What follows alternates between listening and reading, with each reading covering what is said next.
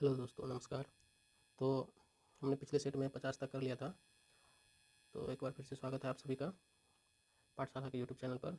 आप लोगों से अनुरोध है कि कृपया करके चैनल को सब्सक्राइब कर लीजिए और इसे शेयर कीजिए अपने दोस्तों में, वीडियो को लाइक कर दीजिए ताकि मेरा मनोबल भी बढ़ा रहे और आपके लिए ऐसे ही सेट हम करवाते रहें। ठीक है, तो आइए शुरू करते हैं बिना टाइम वेस्ट किए 51 नंबर क्वेश्चन से। 51 में कह रहा है कि समतल दर्पण से बनने वाले वस्तु का प्रतिबिंब होता है, कैसा होता है? तो समतल दर्पण से कैसा बनता है प्रतिबिंब? तो समतल दर्पण से आभासी बनेगा, सही है। उल्टा प्रतिबिंब बनता है ना, तो उल्टा बनेगा और वस्तु के असमान बनेगा, तो ये गलत है। वस्तु के असमान नहीं बनता है, वस्तु के समान बनता है, तो ये गलत हो गया। सदैव उल्टा, वस्तु के बराबर, सीधा, आभासी व वस्तु के बराबर, तो ये सही होगा। ठीक है, आभासी प्रतिबिंब जब भी बनेगा तो वो सीधा बनेगा और वास्तविक प्रतिबिंब जो होता है वो उल्टा होता है। ठीक है, आभासी प्रतिबिंब दर्पण के पीछे बनता है, तो इस समतल दर्पण में भी प्रतिबिंब जो है वो दर्पण के पीछे बनता है, तो पीछे बनेगा। 52 में कह रहा है कि रेले के नियम के अनुसार प्रकीर्णित प्रकाश की मात्रा प्रकाश के तरंगदैर्घ्य के घात के व्युत्क्रमानुपाती होता है। तो कितना होता है? तो प्रकीर्णित प्रकाश की मात्रा जो होता है वो इन्वर्सली प्रोपोर्शनल होता है लैम्डा पावर 4 का। ठीक है, तो यानी कि इन्वर्सली लैम्डा पावर 4 का, तो यह व्युत्क्रमानुपाती, तो व्युत्क्रमानुपाती कितना का होता है? तो लैम्डा के पावर 4 का, तो इसका आंसर हो जाएगा उत्तर डी। ठीक है, वो रेले का नियम है ये। 53 में कह रहा है कि निम्न में से कौन जाति व्यवस्था की एक मौलिक विशेषता नहीं है? अब देखिए, जाति व्यवस्था का कह रहा है मौलिक विशेषता। मौलिक मतलब जो जहाँ से जाति व्यवस्था पनपता है। ठीक है, तो क्या होगा? देखिए, अंतर्विवाह, अंतर जाति विवाह तो जाति व्यवस्था बनाएगा नहीं, वो तो खंडित करेगा। ठीक है, संस्तरण, एक के बाद एक, ये भी नहीं बनेगा। समाज का खंडात्मक विभाजन, समाज को अलग अलग विभाजन में काट देंगे या तोड़ देंगे, तो जाति व्यवस्था बनेगा? नहीं बनेगा। तो जाति व्यवस्था का जो है वह सबसे मौलिक विशेषता क्या नहीं है? तो वो है सामाजिक गतिशीलता। ये है, सॉरी उल्टा हो गया मेरा, यह है समाज का खंडात्मक विभाजन करेंगे जाति व्यवस्था से। श्रम विभाजन करते हैं ना जाति व्यवस्था के आधार पर, ब्राह्मण क्षत्रिय वैश्य शूद्र।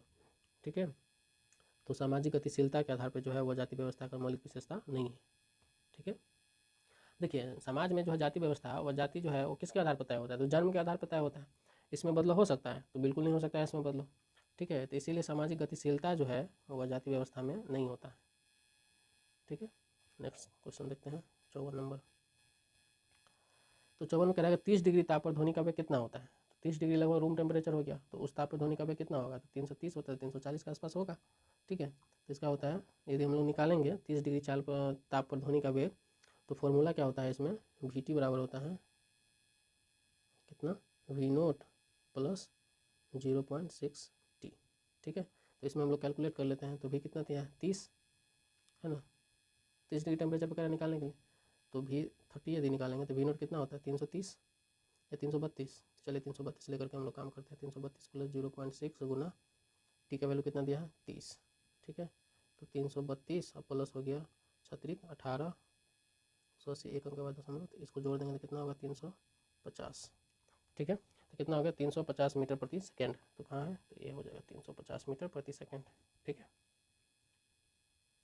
61 होता है तो हम एक ही डेसिमल लिए हैं तो वो एवरेज में आ जाता है। ठीक है ना, उतना करने की जरूरत नहीं है पॉइंट के बाद। 54 हो गया। 55 प्रतिरोध निर्भर करता है, तो प्रतिरोध किसमें? तार की लंबाई पर निर्भर करता है, सही बात है। ताप पर निर्भर करता है, तार पर, उसके मटेरियल पर निर्भर करता है, ये भी सही है। तार के अनुप्रस्थ काट के क्षेत्रफल पर निर्भर करता है, ये भी सही है। तो ऊपर में से सब सही। ठीक है, उसका उत्तर हो जाएगा डी। ठीक है ना, देखिए इसको हम लोग निकालते हैं कि क्या होता है कि R equal to rho into L by ए।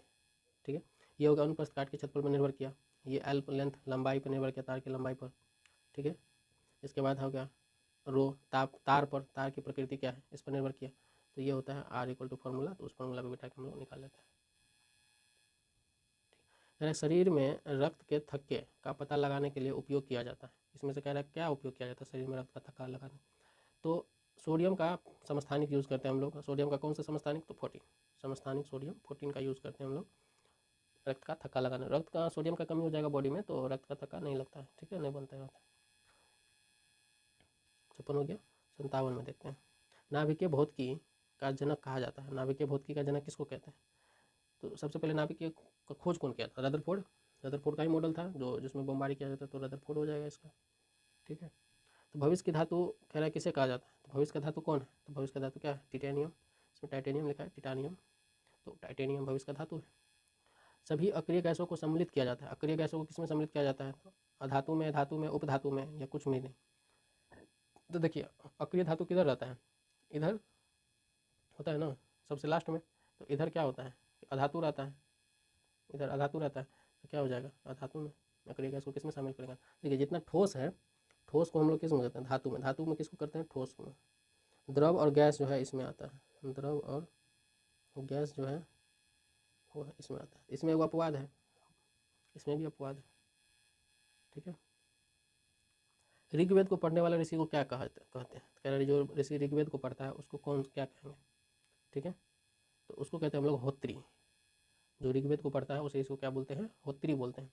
देखिए ऋग्वेद जो है वो सबसे प्राचीन वेद है, इसमें कुल कितने हैं, 10 मंडल है, और 10 मंडल है, 1028 सूक्त है, ठीक है, और 10,580 क्या है, ऋचाएँ हैं, ठीक है। जो इसको पढ़ता है उसको होत्री कहते हैं, ठीक है ना। इस वेद का जो है सबसे पुराना मंडल, प्राचीन मंडल कौन सा है, तो वो 7वां मंडल है। 10 मंडल है ना, 10 में से 7वां मंडल जो है वो सबसे प्राचीन है, यानी वो सबसे पहले लिखा गया 7वां मंडल, जबकि सबसे आधुनिक मंडल कौन है, 10वां मंडल है, ठीक है। 61 में कह रहा है भारत का आदर्श वाक्य सत्यमेव जयते किस उपनिषद से लिया गया, तो ये तो मुंडको उपनिषद से लिया गया सत्यमेव जयते, ठीक है। कौन सा संवाद में लिया है, तो यम और नचिकेता का संवाद से लिया गया, ठीक है।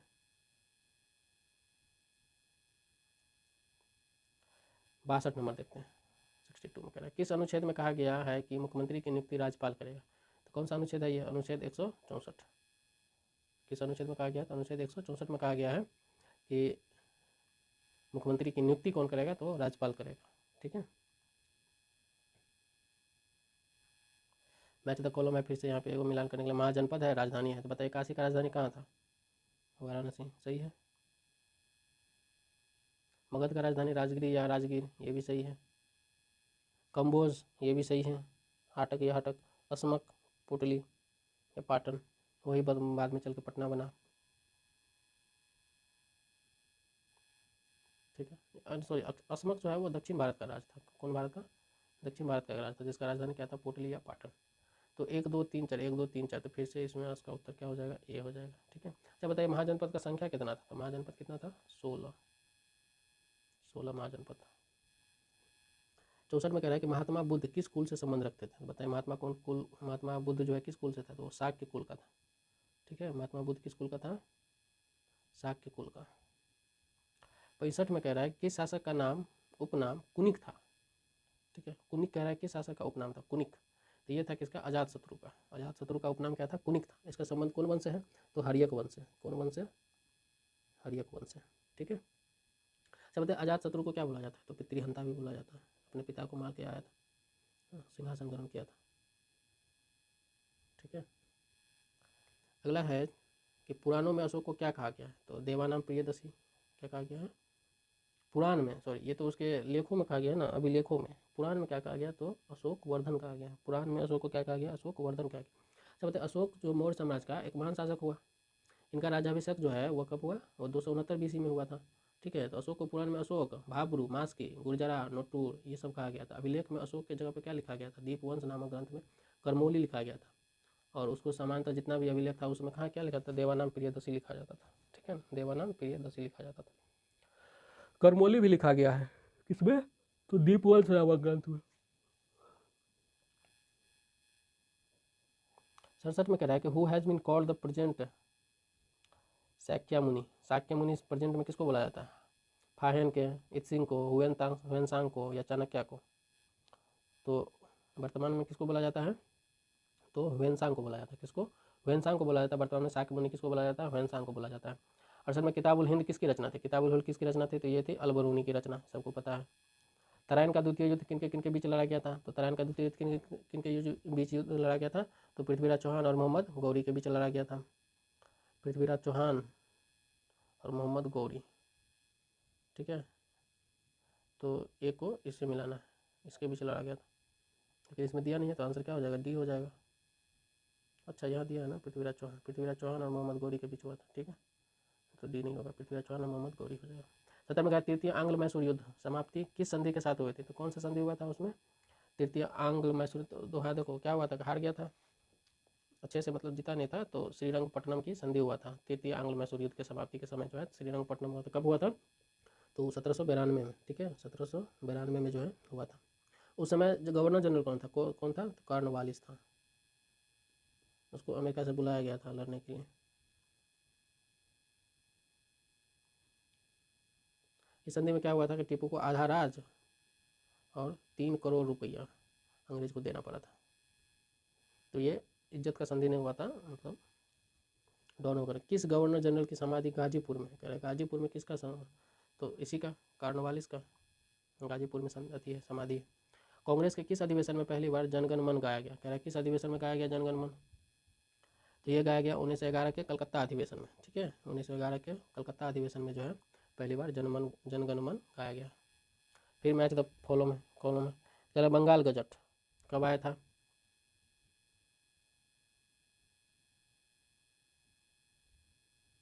तो बंगाल गजट कब आया था, एडिटर कौन था बंगाल गजट का, तो जेम्स ऑगस्टिन हिक्की, ये सही है। ठीक है, उसके बाद क्या है, सोमपराक्ष, सोमपराक्ष का कौन था, तो ईश्वरचंद विद्यासागर, ये भी सही है। अल हिलाल का कौन था, तो इसका ये हो जाएगा मौलाना अबुल कलाम आज़ाद। और कॉमन पील का कौन था, एनी बेसेंट। ठीक है, तो इसका क्या हो जाएगा, 1 2 और 4 3, 1 2 1 2 4 3, तो इसका उत्तर हो जाएगा सी, 1 2 4 3। ठीक है, 74 में कह रहा है कि हंटर आयोग से संबंधित सदस्य कौन थे, हंटर आयोग से संबंधित सदस्य कौन था, तो कह रहा है कि थीमनलाल सीतलवार, सुल्तान अहमद, शंकर नायर, जगत नारायण। कौन कौन था, 1 2 1 2 3 1 4 या सब था, कौन था, थीमनलाल सीतलवार तो था, सुल्तान अहमद भी था और जगत नारायण, ये शंकर नायर नहीं था। ठीक है, तो 1 2 3 हो जाएगा आंसर बी, हंटर आयोग से थीमनलाल सीतलवार, सुल्तान अहमद, जगत नारायण, ये तीनों था। रैयतवाड़ी कह रहा है कि ब्रिटिश भूभाग के कितने प्रतिशत भाग पर लागू किया गया था, तो रैयतवाड़ी कितने प्रतिशत भाग पर लागू किया था, 51% भाग पर लागू किया गया था। ठीक है, महलवाड़ी 30% भाग पे।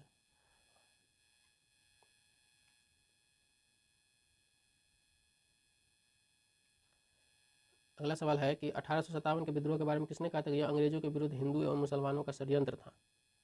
ठीक है, तो ये कौन बोला था, तो जेम्स ऑट्रम और डब्ल्यू टेलर बोला था। कौन बोला था, जेम्स ऑट्रम और डब्ल्यू टेलर बोला था कि 1857 के विद्रोह के बारे में कहा था ये कि अंग्रेजों के विरुद्ध हिंदू एवं मुसलमानों का षड्यंत्र है।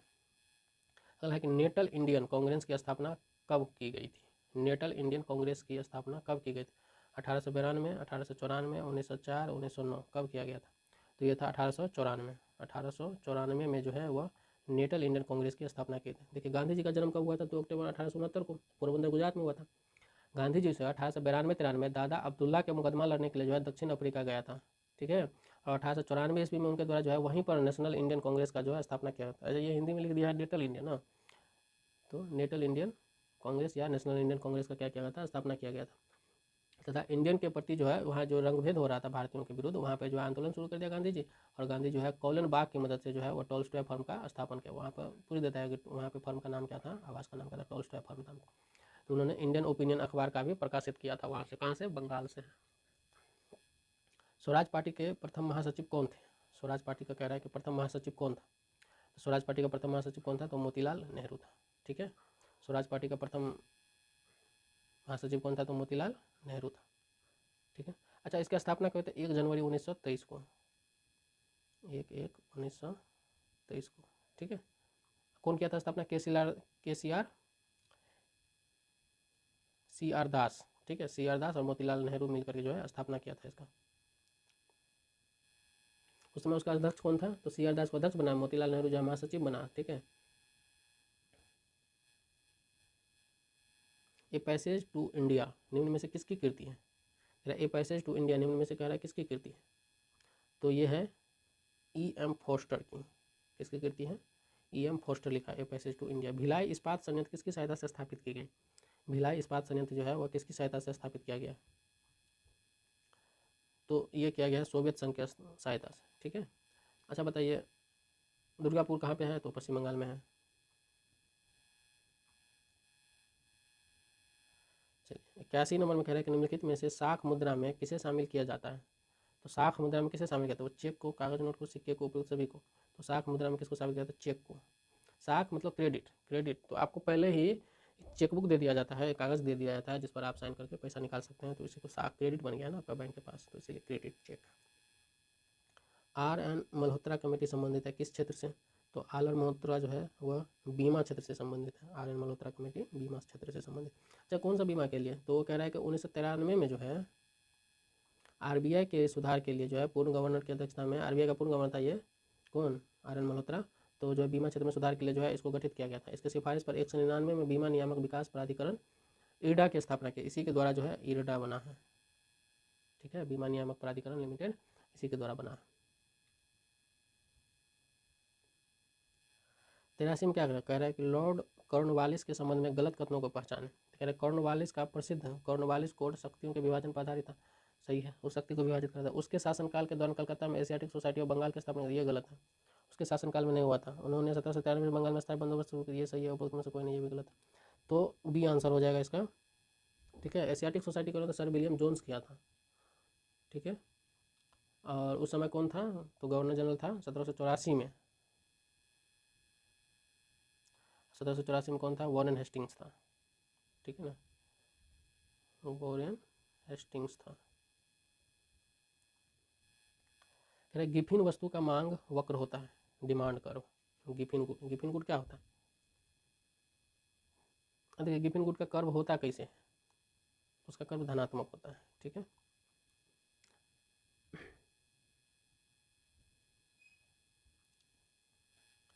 Who is the apex body of cooperative bank? Cooperative bank का सबसे सुप्रीम कौन होता है? तो बताइए कौन होता है? तो कोऑपरेटिव बैंक का सबसे सुप्रीम होता है राज्य सहकारी बैंक, स्टेट कोऑपरेटिव बैंक। ठीक है, तो इसका सबसे सुपर मोस्ट बॉडी होता है स्टेट कोऑपरेटिव बैंक। 86 में कह रहा है कि भारत में संविधान सभा के गठन का विचार पहली बार किसने रखा? भारत में संविधान सभा के गठन का विचार पहली बार किसने, संविधान सभा बनाने के लिए किसने सबसे पहली बार कौन रखा था? एम.एन. रॉय रखा था। ठीक है, कौन रखा था? तो एम.एन. रॉय रखा था। मौलिक अधिकार से संबंधित निम्न में से कौन सा जोड़ा गलत है? कह रहे हैं मौलिक अधिकार में से कौन सा जोड़ा गलत है? समानता का अधिकार 14 से 18 में है। सही है कि गलत है? बताइए। तो ये तो सही है, समानता का अधिकार 14 से 18 में है, ये सही है। शोषण के विरुद्ध 19 से 22 में, ये गलत है। सांस्कृतिक व शिक्षा का अधिकार 29 से 30 में है, सही है। संवैधानिक उपचारों का अधिकार अनुच्छेद 32 में है। ठीक है, ये भी सही है। तो 19 से 22 में क्या है? वो स्वतंत्रता का अधिकार है। 19 से 22 में आर्टिकल 19 से लेकर 22 तक स्वतंत्रता का अधिकार है। स्वतंत्रता का, अभिव्यक्ति का, बोलने पढ़ने लिखने का, ये अधिकार है। ठीक है, शोषण के विरुद्ध अधिकार किसमें है? 23 से। शोषण के विरुद्ध अधिकार किसमें है? 23 से लेकर के और 24, 23 और 24 में। ठीक है, शोषण के विरुद्ध अधिकार 25 से 28। सांस्कृतिक व शिक्षा का अधिकार 29 से 30। ठीक है, ये तो आ ही जाएगा, 29 ये भी सही है। 88 में कह रहा है कि निम्नलिखित में से किस देश में दोहरी नागरिकता का प्रावधान है? तो दोहरी नागरिकता किस में है? कनाडा में भी है।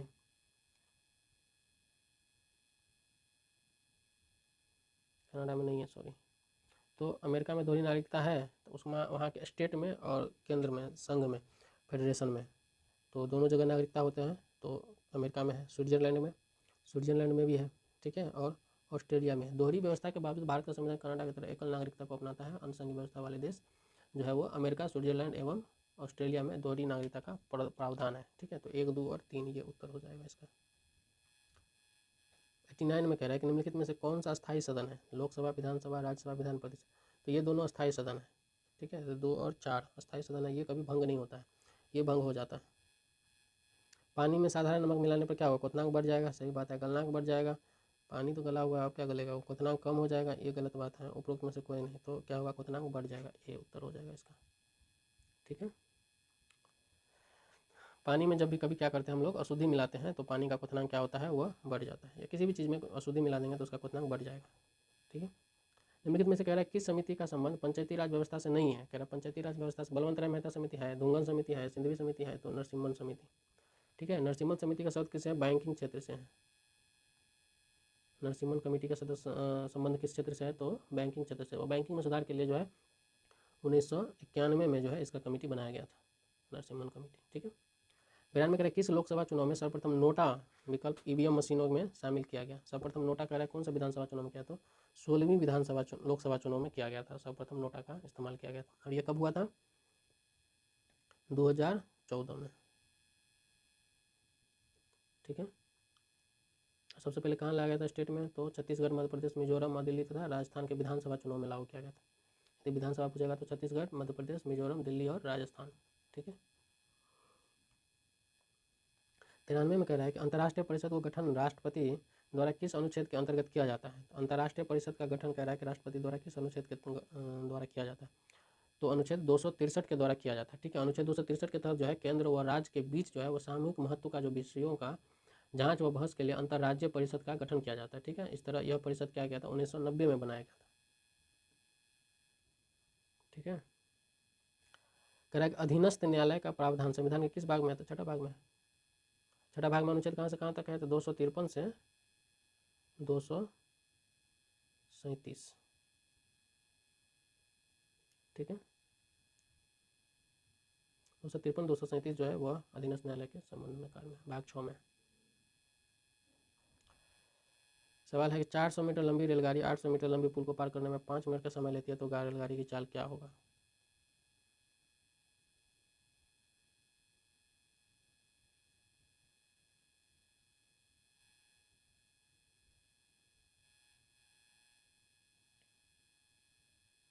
तो 400 मीटर, तो ये सवाल है कि 400 मीटर लंबी रेलगाड़ी 800 मीटर लंबी पुल को पार करने में 5 मिनट का समय लेता है, तो रेलगाड़ी की चाल पूछ रहा है। तो चाल बराबर क्या होता है, दूरी बटा समय। कुल दूरी कितना रहेगा, 400 और 800, तो 400 प्लस 800 बटा में हो जाएगा 5 मिनट, इसको सेकेंड में बदलेंगे तो 60। तो अब देखिए क्या होगा, ये हो जाएगा 1200 और बटा में हो जाएगा 5 गुने 60। ठीक है, तो अब 1 0 कट जाएगा, 6 से कट जाएगा 6 दूनी 12, 5 से कट जाएगा 4 बार में, तो 4 मीटर प्रति सेकेंड हो जाएगा आंसर। ठीक है, 96 में कह रहा है कि √12 प्लस √12 प्लस, तो इसको तो वैसे ही मान सकते हैं कि x बराबर मान लेते हैं √12 प्लस √12 प्लस, इस तरह से। तो अब क्या करेंगे, इसको लिख सकते हैं x प्लस इतना के बदला में लिख देते हैं √12 प्लस x। ठीक है, दोनों तरफ क्या करते हैं, स्क्वायर कर देते हैं। तो ये किसके बराबर है, x के बराबर है ना, इसको बराबर में x मान लिया है। ठीक है, x बराबर इतना हो गया, तो इधर हो गया x स्क्वायर बराबर, चलिए ठीक से लेते हैं स्पेस में, तो यहाँ हो जाएगा x² बराबर √12 प्लस x का होल स्क्वायर, तो ये हो जाएगा x² बराबर 12 प्लस x, सबको इधर ले जाए, x² माइनस x माइनस 12 बराबर 0, उसको तोड़ दीजिए, तो x² minus 4x minus 3x minus, यहाँ प्लस कर दीजिए, माइनस 12 बराबर 0।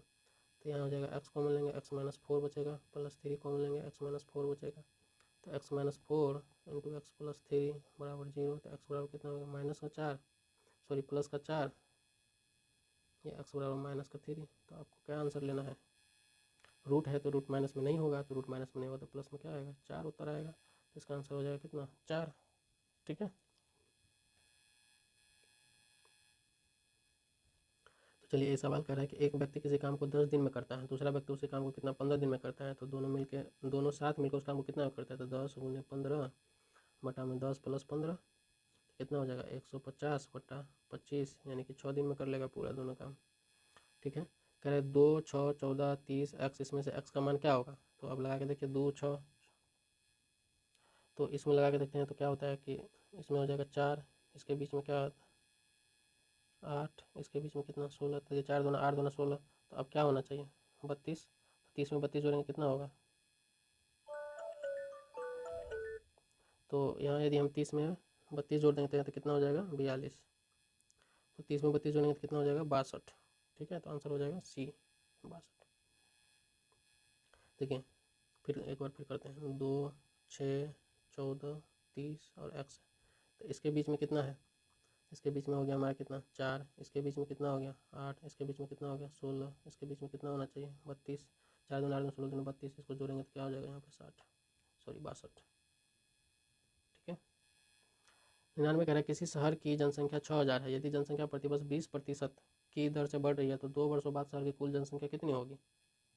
तो देखिए प्रतिवर्ष कह रहा है जनसंख्या कितने का प्रतिशत, 20% प्रतिवर्ष बढ़ रहा है, तो मान लेते हैं यदि आज 100 है जनसंख्या, तो अगले साल कितना हो जाएगा 120, अगले साल कितना 120 गुना 120 का कितना प्लस 120 गुना 120 का कितना हो जाएगा 100। ठीक है, तो 20% उसका बढ़ जाता है हर साल, यानी कि चक्रवृद्धि बढ़ रहा है, तो चक्रवृद्धि बढ़ रहा है तो इसमें फॉर्मूला लगा देते हैं, तो फॉर्मूला लगाएंगे तो कितना हो जाएगा 6000,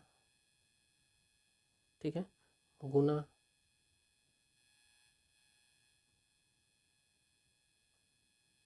1 प्लस 20% की दर से बढ़ रहा है, बटा में हो जाएगा 100, इसका पावर हो जाएगा 2। ठीक है, 2 वर्ष पश्चात पूछ रहा है तो 2 कर देते हैं, तो ये हो जाएगा 6000 और गुना ये हो जाएगा कितना, 2 पंचे 5 1 6, 6/5 और गुना 6/5।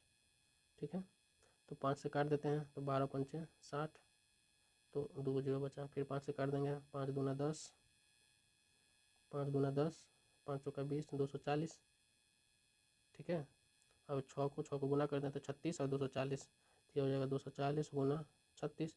तो इस सबको गुना कर देंगे तो कितना आ जाएगा, ये 3 दूना 6 2 8, 8600 है, 6 चौका 24, तो ये हो जाएगा 8640। ऑप्शन में से चुन लीजिए, क्योंकि ये 7000 वाला तो होगा नहीं, 8 8600 में 4 आधा है बीच में।